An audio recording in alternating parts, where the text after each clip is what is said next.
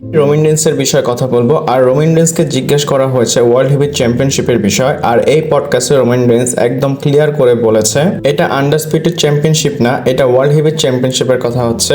আর এই ইন্টারভিউতে Roman Reigns বলে এটা একটা চ্যাম্পিয়নশিপ, আর এই চ্যাম্পিয়নশিপের ভ্যালু যদি তোমাদের উপরে উঠাতে হয় তাহলে তোমাদের জানা আছে এই টাইটেলটা কার কাঁধে দিতে হবে আর কার কোমরে থাকা উচিত। তো রোমান রেন্সের নজরে এই ওয়ার্ল্ড হেভিওয়েট চ্যাম্পিয়নশিপটা আছে। আর দেখেন কত চেঞ্জ হয়েছে, আগে যেমন ব্রক লেসনার ছিল তখন কিন্তু ইউনিভার্সাল চ্যাম্পিয়নশিপ এসেছিল, তো সেটার ভ্যালু বাড়ানোর জন্য ব্রক লেসনারকে কিন্তু চ্যাম্পিয়ন বানানো হয়েছিল। আপনারা জানেন ব্রক লেসনারের স্ট্যাটাস অনেক বেশি বড়, এর জন্যই সেই টাইটেলটার স্ট্যাটাসও বড় হয়েছে। এটা শিওর সুপারস্টার যখন অনেক বেশি বড় হয়ে যায় ডাব্লিউডাব্লিউতে নতুন কোনো চ্যাম্পিয়ন আসলে সেই চ্যাম্পিয়নটার ভ্যালুটা তারা বাড়াতে পারে। আর ওয়ার্ল্ড হেভিওয়েট চ্যাম্পিয়নশিপ যদি রোমান রেন্সের কাছে আসে কেমন লাগবে আপনারা কমেন্ট করে জানাতে পারেন। আর আজকে কিন্তু অনেক আপডেট দেবো, চলুন শুরু করা যাক।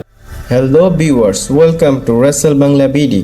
প্রথমে মার্চেন্ডাইজের বিষয় বলি। আর রয়্যাল রাম্বলের উইকেন্ড গিয়েছে, তো সবচেয়ে বেশি মার্চেন্ডাইজ কে বিক্রি করেছে? এখানে রোমান রেন্স ছিল, কোডি রোডস ছিল, সিএম পাঙ্ক ছিল, জন সিনা ছিল, কিন্তু লিস্টে যদি সবার উপরে কারো নামের কথা বলি সেটা হচ্ছে আমাদের পুরানো OG John Cena. And John সিনার মার্চেন্ডাইজ সবচেয়ে বেশি বিক্রি হয়েছে। আর আমি বলবো সবকিছু সমানভাবে করলেই ভালো হয়, কারণ ডাব্লিউডাব্লিউ যদি একটু ভালো ডিজাইন বা ভালো একটু কালার করে মার্চেন্ডাইজ বের করে সেটা কিন্তু খুব টপে চলে আসে। আর জন সিনার জন্য অত বেশি ইজি হচ্ছে না এইবার মার্চেন্ডাইজ সেলে টপে আসার জন্য। তখন ফ্যানরা একভাবে ডাব্লিউডাব্লিউ দেখতো, আর এখন ডাব্লিউডাব্লিউ ফ্যানরা একটু অন্যভাবে দেখে। আর আরো একটা কথা বলি, আগের কম্পারিজনের থেকে এখনের ডাব্লিউডাব্লিউ ফ্যানরা বেশি মার্চেন্ডাইজ কিনতেছে। আমি তো আপনাদের এর আগে ভিডিওতে বলেছিলাম রয়্যাল রাম্বলের প্ল্যানিং কিভাবে জেউসো জিতবে বা কখন জিতবে ডাব্লিউডাব্লিউ এটা ডিসাইড করেছে। তো জেউসো কখন জানতে পেরেছে সে যে রয়্যাল রাম্বল জিতবে, আর এটা শুনে আপনারা শক হয়ে যাবেন। বাট প্রথমে আপনাদের আমি জেউসোর একটা ইনস্টাগ্রাম স্টোরি দেখাই। স্টোরিতে কি লেখা, এমনিতে তো আমরা এত সময় মেইন ইভেন্ট জেউসো লেখা দেখেছি, আর এখন লেখা রেসেলমেনিয়া মেইন ইভেন্ট জেউসো। একটাবার চিন্তা করেন রয়্যাল রাম্বল জেতার পরও যদি জেউসো রেসেলমেনিয়াতে মেইন ইভেন্ট ম্যাচ না পায় তাহলে কেমন হবে? আমার মনে হয় ডাব্লিউডাব্লিউর উপর একটা প্রেশার আছে। যেমন লোকেরা বলে জেউসো এবং গুন্থার মেইন ইভেন্ট লেভেলের ম্যাচ না, কিন্তু যেভাবে তারা রয়্যাল রাম্বলটা জিতিয়েছে যদি তাকে মেইন ইভেন্ট লেভেলে না দেয় তাহলে তাকে রয়্যাল রাম্বল জিতে আনার পারপাসটা কি? কিন্তু আমাদের আসল কথায় আসি, জেউসো কখন জানতে পেরেছে সে রয়্যাল রাম্বল জিতবে? সে এটা পডকাস্টে ইন্টারভিউতে রিভিল করেছে। মানে রয়্যাল রাম্বল হওয়ার 2 ঘন্টা বা 3 ঘন্টা আগে জেউসো জানতে পেরেছে সে রয়্যাল রাম্বল জিতবে। সে এভাবে বলে পুরো দিন শেষ হয়ে গিয়েছে, কিছু ঘন্টা বাকি ছিল, আর তখন আমাকে জানানো হয় যে তুমি লাস্ট 4 এর মধ্যে থাকবে এবং তারপরে তুমি রয়্যাল রাম্বল জিতবে। চিন্তা করেন জেউসোর ওই সময় কেমন লেগেছে যখন সেই কথাটা শুনেছে। আর সে যখন ওই দিন ঘুম থেকে উঠেছে সে তো এটাও চিন্তা করেনি সে আজকে রয়্যাল রাম্বল জিতবে। চিন্তা করেন লাস্ট মোমেন্টেই জেউসো জেনেছে, তাহলে এই যে ডার্কশিট বা এই যে ইনসাইডার তারা কিভাবে জানবে? আর ডাব্লিউডাব্লিউর মধ্যে এইটাই সেই প্রোটোকল যেটাকে ফলো করতেছে ট্রিপল এইচ। লাস্ট মোমেন্টে সুপারস্টারদের জানাচ্ছে, এর জন্য বাইরে কোনো কথা লিক হতে আমরা দেখতেছি না বা আমরা ওইভাবে শুনি না।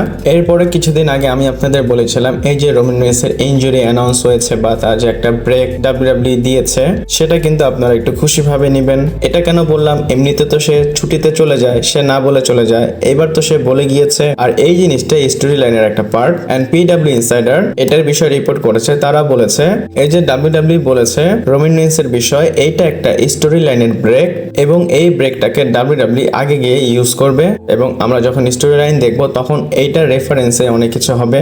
আর আগেই তো বলেছিলাম ডাব্লিউডাব্লিউ এমন ভাবে দেখাচ্ছে যেন সবাই অ্যাওয়্যার হয়ে থাকে রোমান রেন্স ছুটির মধ্যে আছে। এরপরে বলবো সিএম পাঙ্ক তো একটু পোল্টিবাজ, কারণ কালকের ভিডিওতে আপনাদের বলেছিলাম সিএম পাঙ্ক কি বলেছিল। সে বলেছিল যদি আমি রয়্যাল রাম্বলটাকে কন্ট্রোল করতাম এবং আমি বুক করতে পারতাম তাহলে আমি কি করতাম, জন সিনাকে রয়্যাল রাম্বল জেতাতাম এবং জন সিনা আমাকে এলিমিনেট করে দিত। আর এই কথাটা তো সিএম পাঙ্ক তার ক্যারেক্টার ব্রেক করে বলেছে। আর সে যখন ক্যারেক্টারে চলে এসেছে সে কি বলেছে শুনেন, বলে এলিমিনেশন চেম্বারে তো আমি যাব, কিন্তু আমার এটা দেখে ভালো লাগতেছে না। জন সিনা ইজিলি সুযোগ পেয়ে গেল এবং সে তার এলিমিনেশন চেম্বারের অ্যানাউন্স করে মুভি শুটিং এ চলে গেল এবং বলতেছে জন সিনার তো কোনো কিছু করতেই হয়নি, আমি তো ম্যাচ ম্যাচ করে কোয়ালিফাই হয়েছি এবং সিএম পাঙ্ক বলে আমি জানি না জন সিনার সাথে আমার ম্যাচ হবে কিনা, কিন্তু এটা তার শেষ বছর, আমি এই এলিমিনেশন চেম্বারে জন সিনাকে ইচ্ছা মতো বাজাবো। আর অলরেডি তার এটা বিল করা শুরু করে দিয়েছে। আর আমি বলবো সিএম পাঙ্ক এমনটা না বললেই হয় যে সে ম্যাচ করতে পারবে কিনা জন সিনার সাথে, সেটা শিওর না।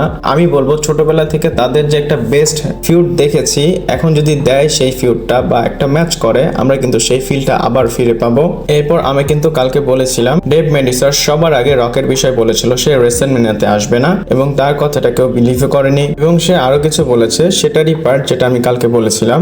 সে বলে রক এমনটাও করতে পারে যে সবাই বলতেছে রক আসবে না, এটা বাইরে লিক হয়ে গিয়েছে, এখন সেই চক্করে রক রাগ হয়ে রেসলম্যানিয়াতে চলে আসবে, মানে সবাইকে রং প্রুফ করার জন্য। আমি বলবো এটা সিরিয়াস ওয়েতে বলেছে অথবা সার্কাস্টিক ওয়েতে, সেটা আমি শিওর না। কিন্তু ডেভ মেডিসার যে কথাগুলো বলে ভালোই, সে কিন্তু অনেক পুরানো ইনসাইডার এবং তার বয়স অনেক বেশি, বাট খুব অ্যাকুরেটলি সে রকের বিষয় বলেছে।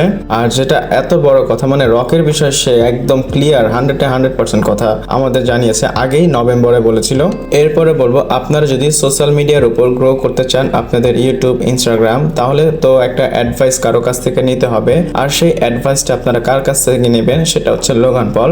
আর সে তো সোশ্যাল মিডিয়ার মেগাস্টার, তো স্কারলেট তার কাছে যায়, আর এটা ব্যাক স্টেজের। তো তাকে জিজ্ঞেস করা হয় সোশ্যাল মিডিয়া গ্রো করার জন্য আমার কি করতে হবে, তো লোগান পলের অ্যান্সার ছিল do not put any content on social media, বলে আপলোড করার কোনো দরকার নেই। সে বলে সিম্পলি তুমি কুইট করো, তোমার ট্রাই করার কোনো কিছু দরকার নেই, ট্রাই করা থেকে তো কুইট করাই ভালো। বলে তোমার যদি সোশ্যাল মিডিয়ার কোনো ড্রিম থাকে জাস্ট গিভ আপ। আর স্কারলেটের রিয়াকশনটা অন্যরকম ছিল, সে আসলে গিয়েছিল লেজেন্ড অ্যাডভাইস চাওয়ার জন্য, তো লোগান পল তাকে উল্টা অ্যাডভাইস দিয়ে দিল।